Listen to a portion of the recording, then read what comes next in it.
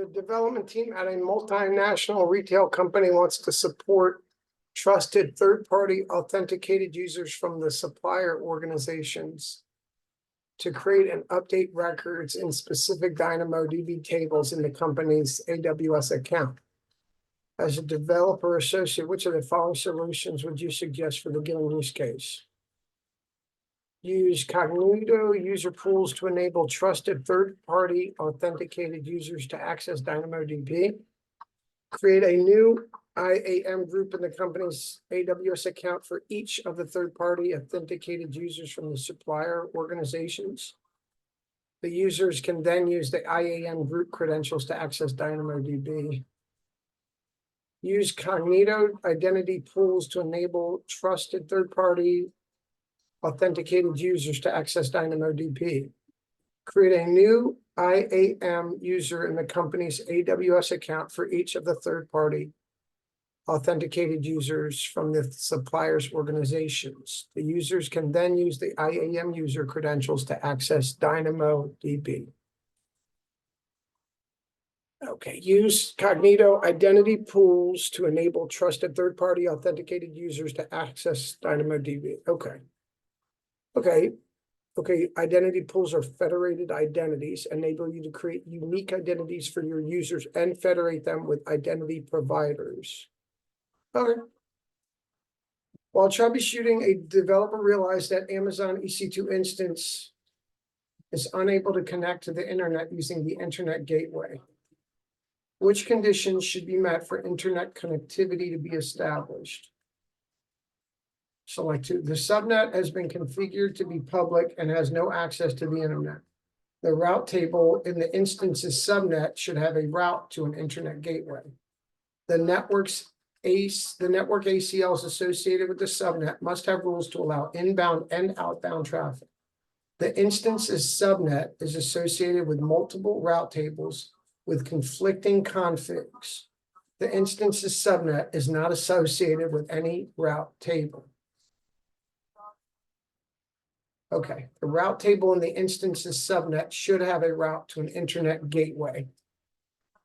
Okay, the network ACLs associated with the subnet must have rules to allow inbound and outbound traffic. All right.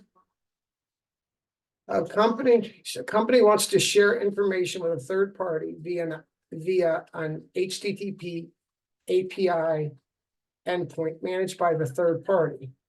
The company has a necessary API key to access the endpoint, and the integration of the API key with the company's application code must not impact the application's performance. What is the most secure approach?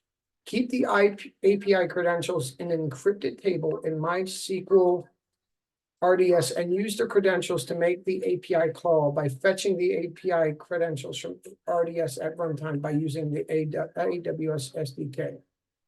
Keep the API credentials in an encrypted file and use the credentials to make the API call by fetching the API call by fetching the API credential. I think I made a mistake. From S3 at runtime by using the AWS SDK.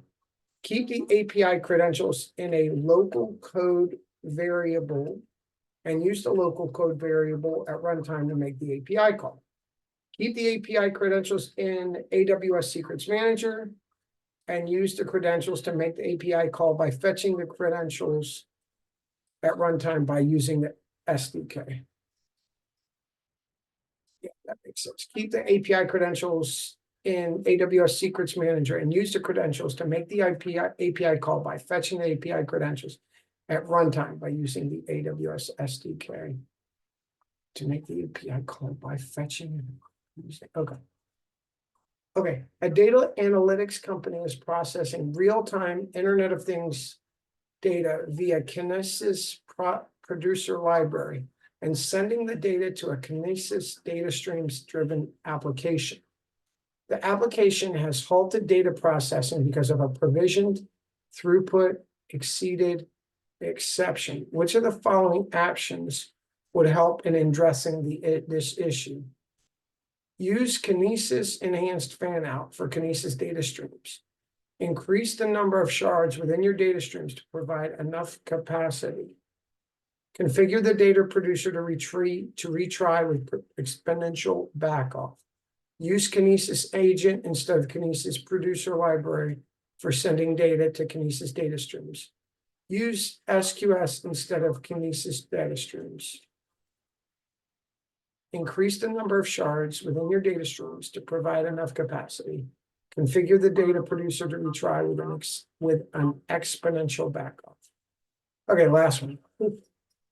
A company uses code deploy to deploy applications from GitHub to EC2 instances running Amazon Linux. The deployment process uses a file called appspec YAML for specifying deployment hooks. A final lifecycle event should be specified to verify the deployment success. Which of the following hook events should be used to verify the success of deployment? Allow traffic after install, validate service application start. Validate service is the last deployment lifecycle event. It is used to verify the deployment was completed successfully. Okay, one more. A university has created a student portal that is accessible through a smartphone app and web application. The smartphone app is available on both Android and iOS, and the web application works on most major browsers. Students will be able to do group study online and create formal questions. All changes made via smartphone devices should be available even when offline and should synchronize with other devices. Which of the following services will meet these requirements? Beanstalk, can enable user pools, can either identity pools, can either sync. Enables cross-device syncing of application-related user data. Okay.